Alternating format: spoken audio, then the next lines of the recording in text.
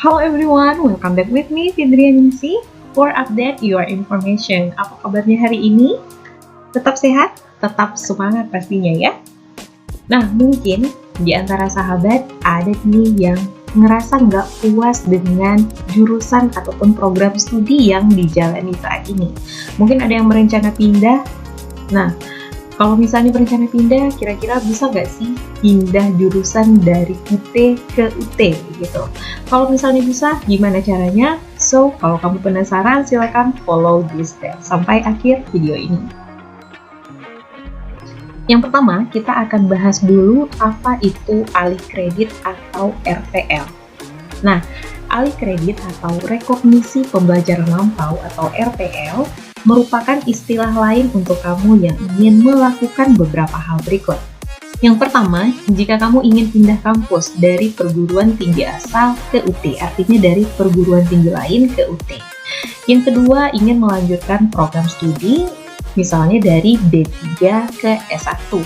Dan yang terakhir, ingin pindah jurusan atau pindah program studi.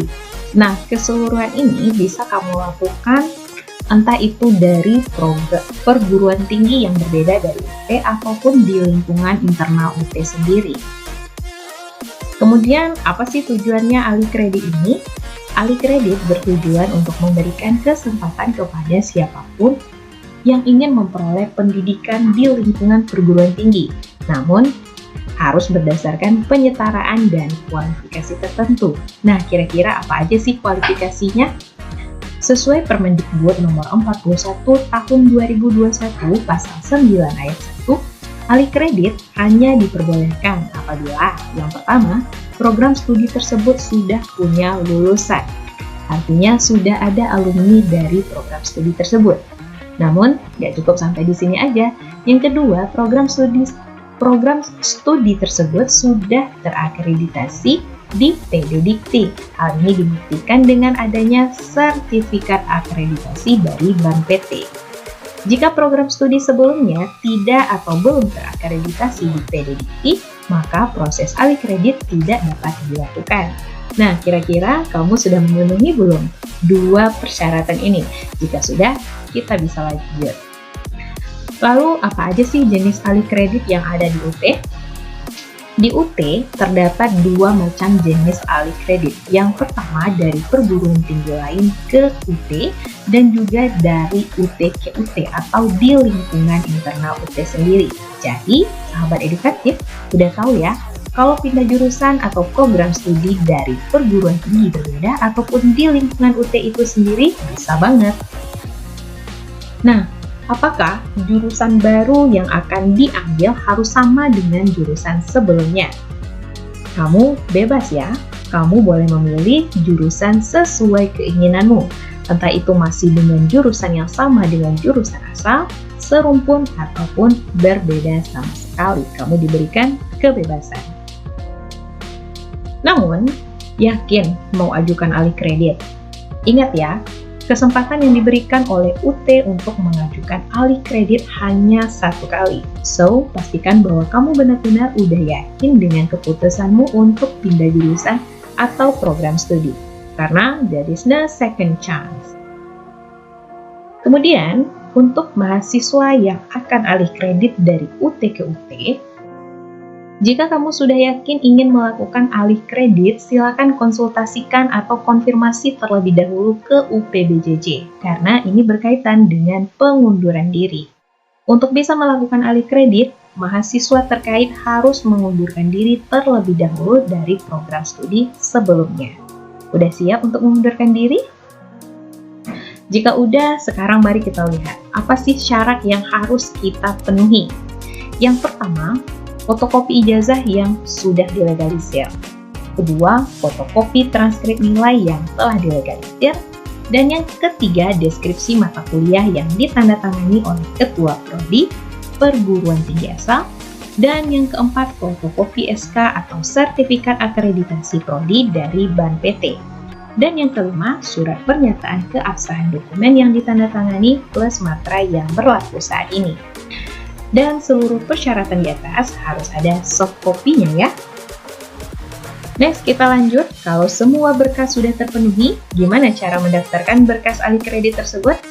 Yang pertama yang harus kamu tahu, alih kredit dapat diajukan paling lama 30 hari setelah batas akhir pembayaran LIP F. Yang kedua, alih kredit dapat dilakukan setiap semester. Pastikan kamu untuk mengupdate informasi dari kalender akademik UT. Dan yang ketiga, kamu bisa datang langsung ke UTBJJ untuk melakukan pendaftaran secara offline atau bisa mendaftar secara online di www.admisi.stripsia.ut.ac.id. Dan yang keempat, kamu bisa mengunggah semua softcopy dokumen tersebut ke aplikasi alih kredit UT. Sedangkan yang kelima, kamu silakan menunggu pemberitahuan dari tim validasi. Nah, gimana dengan pengakuan SKS-nya? Berapa sih jumlah SKS lama yang akan diakui oleh UT? Nah, kita lihat dulu, dan hal ini bisa kita lihat dari akreditasi program studi asal.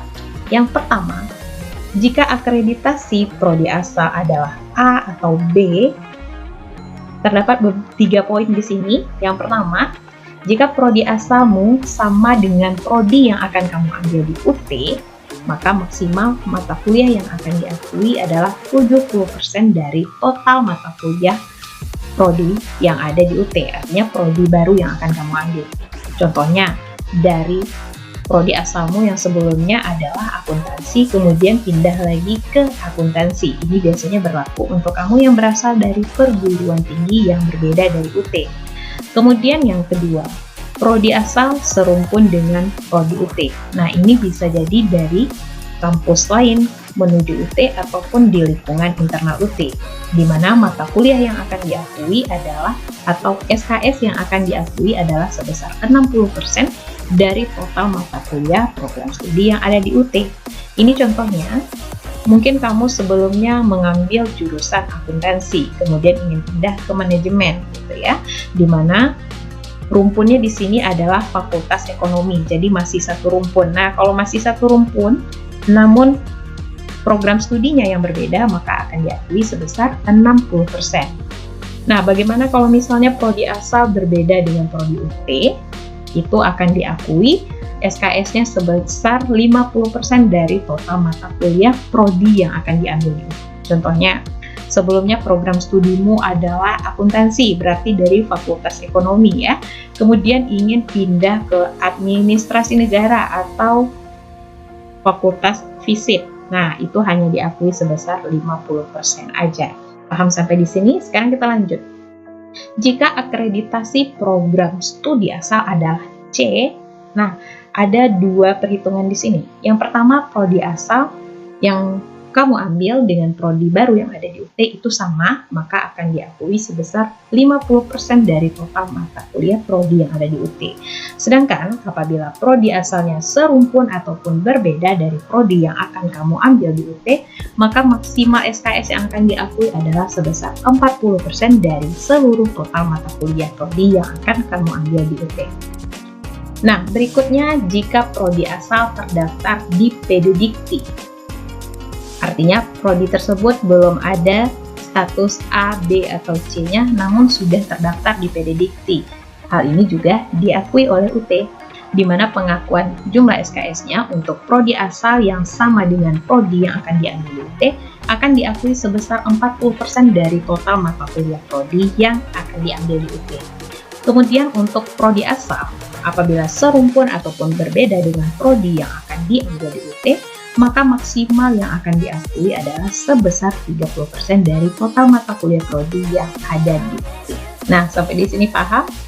Kemudian bagaimana sih cara mengetahui jumlah SKS ataupun nilai mata kuliah apa aja yang akan diakui?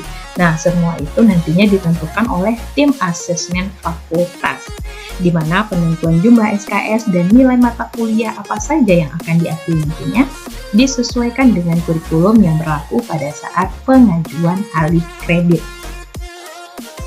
Oke, mungkin sekian aja informasi umum yang bisa aku share untuk kamu semua yang ingin melakukan alih kredit. Berikutnya, jika kamu butuh informasi spesifik mengenai panduan lengkap dan juga seperti apa sih form pengajuan alih kredit, nah silakan buka file G Drive melalui link berikut ya. Nanti akan aku cantumkan di deskripsi. Oke, sahabat sekalian, sekian informasi untuk hari ini. Semoga bermanfaat. See you next time.